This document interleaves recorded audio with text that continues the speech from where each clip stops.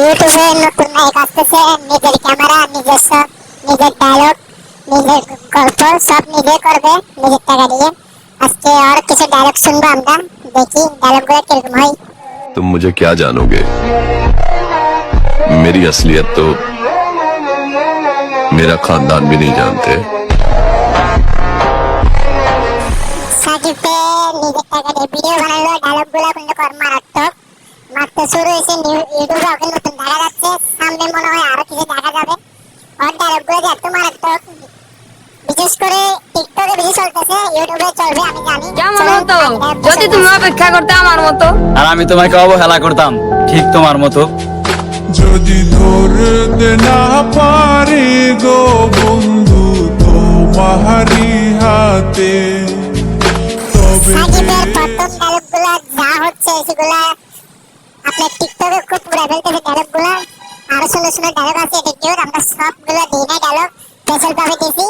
বাকিগুলো আমরা পরবর্তী ডায়লগে শেয়ার করবো। আপাতত এগুলো শোনা যাক কিরকম। मेरी तू है तो मेरी सांसें चली, बता दे कैसे मैं जीऊंगा तेरे बिना। ভদ্র হয়ে চলি বলে যা ইচ্ছে তাই বলবেন, ভদ্রতা আমার স্বভাব। একটা কথা মাথায় রেখেন, আপনি যদি খারাপ হন তাহলে আমি কিন্তু খারাপের বাপ।